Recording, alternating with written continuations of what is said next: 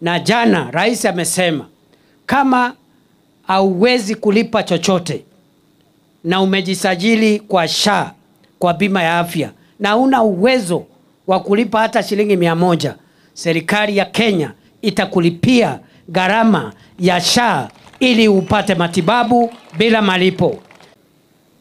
Kuna wengine hapo nyuma kazi yao ilikuwa kueneza ukabila kila mahali.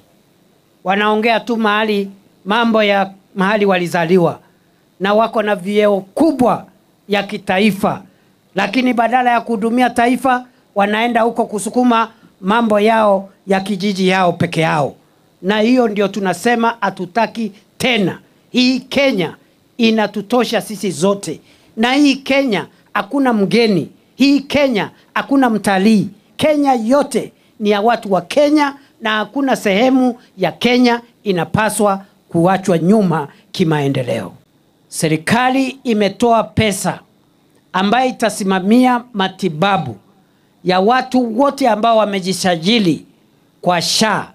Bora umejisajili, ukienda hospitali na hauendi kulazwa, unaenda hospitali, unatibiwa na unarudi nyumbani, unapewa madawa. Wewe kama ni outpatient, kama haulazwi hospitali, serikali imetoa shilingi bilioni 22 katika mwaka huu kuhakikisha kwamba matibabu katika hospitali zote za umma itakuwa bure kwa outpatient, wale ambao hawalazwi. Na wale wanalazwa, kama wewe ni member wa SHA, SHA itakulipia.